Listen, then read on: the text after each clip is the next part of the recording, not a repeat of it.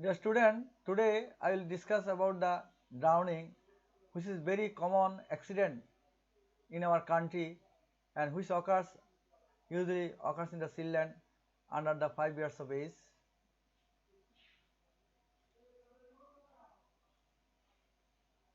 Drowning is common problem in our country, and drowning occurs in our country village, especially in the pond. What do you mean by drowning? Drowning means respiratory impairment from submersion or immersion into liquid media leading to death or morbidity or complete recovery. So look at death or morbidity or complete recovery. Three things occurs. Either maybe die or patient may develop morbidity or patient is completely recovery. What do you mean by near drowning? Now this near drowning term not used now. But some examiner you may ask what do you mean near drowning? It is characterized by the respiratory impairment from submersion or immersion into liquid media, but mortality and morbidity can be prevented by timely and appropriate intervention.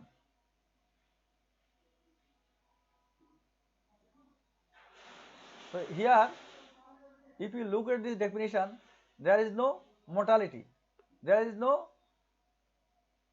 there is no death. All immersion, all victim may be survived if timely and appropriate intervention.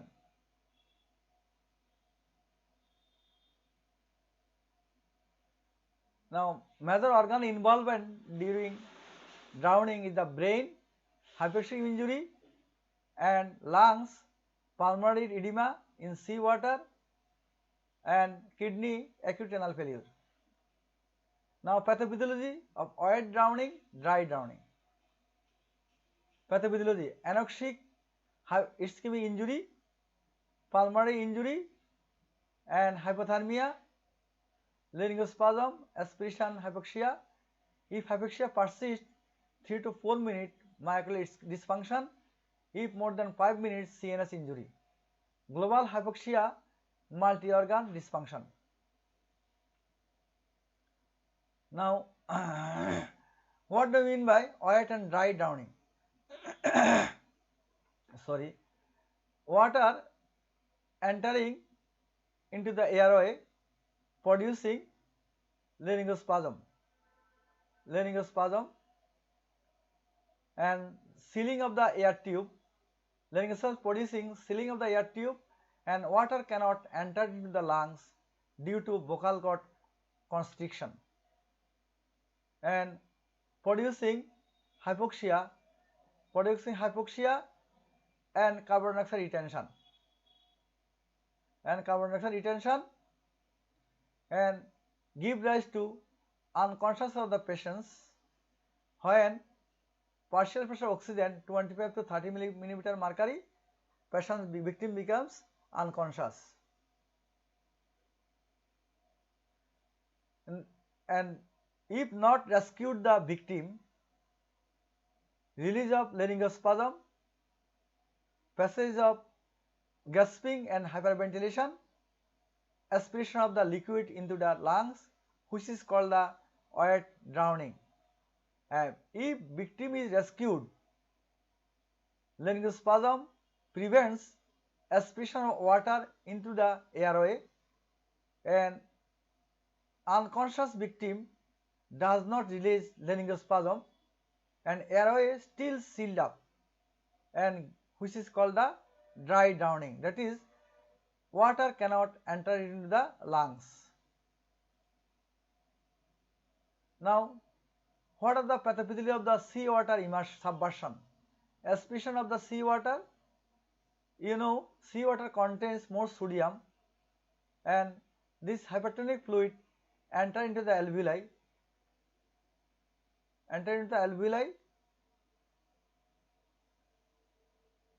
and large quantity of the water enters into the interstitial space from pulmonary circulation and give rise to pulmonary edema, and in blood producing hypovolemia and decrease blood pressure, and also producing hypernatremia, increase blood osmolality. So water moves from the brain cell and neuronal dehydration, and RBC, water moves from the RBC shrinkage, which is called the plasmolysis. So most important is the pulmonary edema. In sea water, pulmonary edema develop. All these events causes hypoxia, cardiac arrest, cerebral anoxia and death. And freshwater submission, that is pond water. When victim drowning in the pond water or fresh water, the fresh water enters in the alveoli. It is hypotonic fluid. So fluid in the alveoli, hypotonic fluid in the alveoli, large quantity of the fluid enter into the circulation due to the hypotonicity of the fresh water in relation with blood, and dilution of the plasma, and dilution of the hemodilution, and this blood becomes hyponatremic and hypocalcemic, and RBC, in RBC the division of the water into RBC and RBC breakdown called as hemolysis, and hemoglobinuria ultimately give rise to acute renal failure, and RBC breakdown producing potassium load, increased potassium load in the blood, producing hyperkalemia, producing atrial fibrillation, and sometimes producing immediate death. In brain, there is anoxic brain death. Hemolysis leads to decreased oxygen carrying capacity, severe hypoxia, and in brain there is also diffusion of the water into the brain cells, producing cerebral edema. The consequence of drowning: cerebral hypoxia, metabolic acidosis, cardiac arrest, brain injury or brain death. Complications: acute complication, asphyxia, death. In lungs, aspiration pneumonia, pulmonary edema, infection and collapse, CNS, cerebral edema, convulsion, encephalopathy, seared, and serious complication, arrhythmia, heart failure, shock. In renal complication, acute renal failure, and metabolic complication, hypoglycemia, and dyselectrolytemia, hyponatremia, seared in fresh water, and hypernatremia in sea water, and hyperkalemia in RBC breakdown in fresh water. So in fresh water this is hypernatremia give rise to seared, and RBC breakdown give rise to hyperkalemia in fresh water, and also produce the cerebral edema. But in salt water drowning there is hypernatremia and pulmonary edema. In hematological complication, DIC, thrombocytopenia. Now how can you diagnose drowning?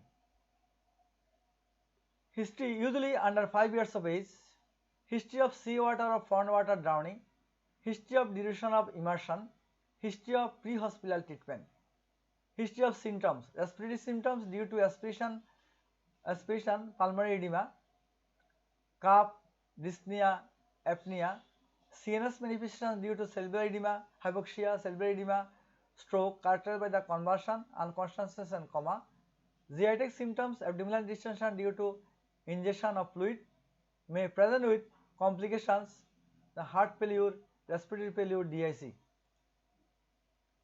Now examinations.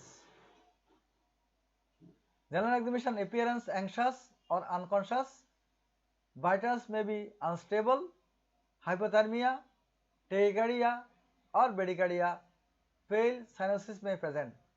If it was systemic examination, respiratory system, signs of aspiration pneumonia, bilateral crepitation and rhonchi, signs of pulmonary edema, salt water drowning, and abdomen distension, and cardiovascular system, heart failure, asystole, and CNS examination, consciousness level, stroke deficit.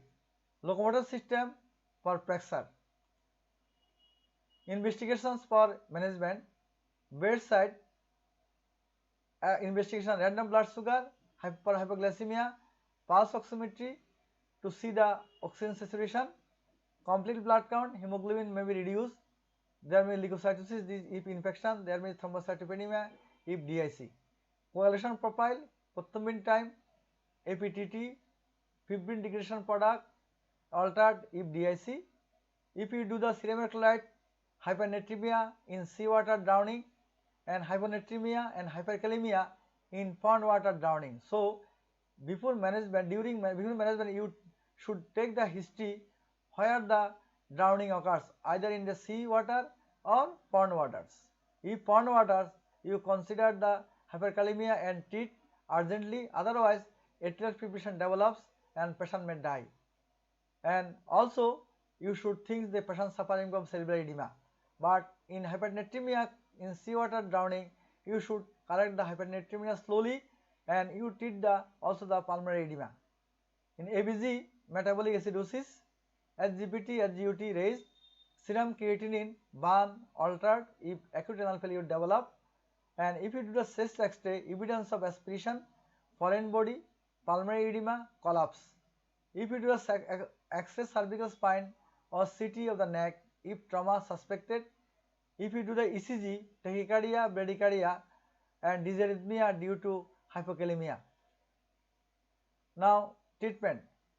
At community level, rescue, remove the patient from the water as soon as possible, remove wet clothes and wrapping the victim by warm clothes or blankets, assessment of vitals, resuscitation by the ABC if needed, then clearing and patency of the airway, opening of the airway, removal of the visual debris with finger sweep if present, initiation of the breathing, by the mouth to mouth or mouth to nose breathing, CPR if pulse is not felt within 10 seconds, counseling and reassurance of the parents, quick transfer the patient to the hospital.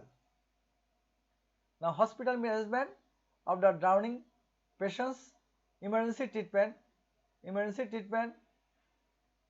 rapid assessment of vitals, resuscitation by the ABC method, airway, breathing and circulation, counseling, and supportive, nothing by mouth, then the tube suction to empty the stomach, oropharyngeal suction, oxygen inhalation 5 to 6 liter per minute with AMBU or face mask if available, bedside complete blood count and pulse oximetry, rewarming of the patients, that wet clothing should be removed and wrapping the victim by warm blankets, radiant warmer, warm IV fluid.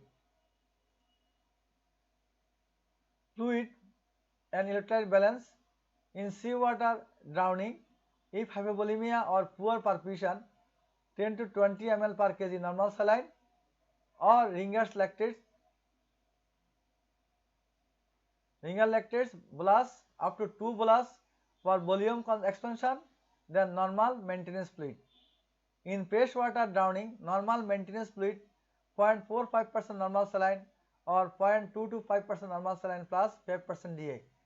Antibiotic if infection, suspected persistent fever, contaminated fluid drowning. Treatment of complications, if present, treat accordingly. Pulmonary edema, 5% DNS maintenance, oxygen inhalation, diuretics, fusimide 1 to 2 mg per kg per day, IV. And cerebral edema or raised intracranial pressure treated by the raised head end of the bed, fluid restriction, injection mannitol. And if convulsion, treated by the anticonvulsant, that is phenobarbital. If shock, treated by the IV fluid or dopamine. If patient develop congestive heart failure, treated by the oxygen inhalation, diuretics and digoxin. If metabolic acidosis, treatment by the injection sodium carb, and a hyperkalemia managed accordingly. If hypernatremia, fluid restriction.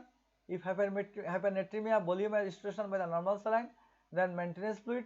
If DIC, fresh blood or fresh plasma. If acute renal failure, treated by the dialysis. Now follow-up, observation for 6 to 12 hours before discharge, clinical follow-up, vitals, temperature, pulse, respiratory rate and blood pressure, and pulse oximetry, oxygen saturation, complication. Lab follow-up, random blood sugar, serum electrolytes, burn, serum creatinine, ABG, ECG, access test. Now prognosis, most of the children survive within 2 minutes of submersion. Most children died after 10 minutes of submersion. Irreversible brain damage occurs after 4 to 6 minutes of submersion. alert or mildly obtunded children have an excellent chance for full recovery, and hospital patients 15% death and 20% survive with neurological sequelae. Now, poor prognostic. Prognosis depends on the submersion time. Less than 5 minutes favorable outcome, more than 10 minutes poor outcome. Water temperature, water tonicity, fresh or salt water, water contamination, and associated injuries such as cervical spine, head injury, type, type and timing of rescue and resuscitation, response to initial resuscitation. Poor prognostic sign, apnea, coma, raised intracranial pressure, submersion time more than 10 minutes, infected or causative fluid. Indication of intubation and mechanical ventilation in drowning.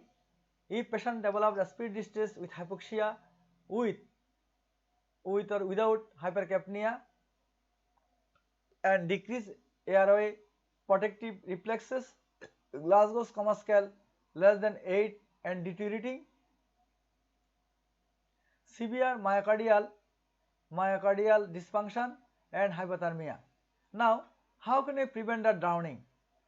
Very important, public awareness and fencing around the ponds, parental supervision to the child. Children should be taught safe conduct around the water and during boating.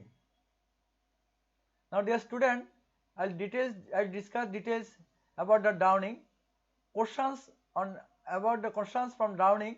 You ask the pathophysiology and what are the pathophysiology of the wet drowning and dry drowning, what things occurs in seawater drowning and pond water drownings, and what are the complications, acute complications arise from the drowning, and what are the bedside investigation you should do, and how can you manage the pond drowning and seawater drowning.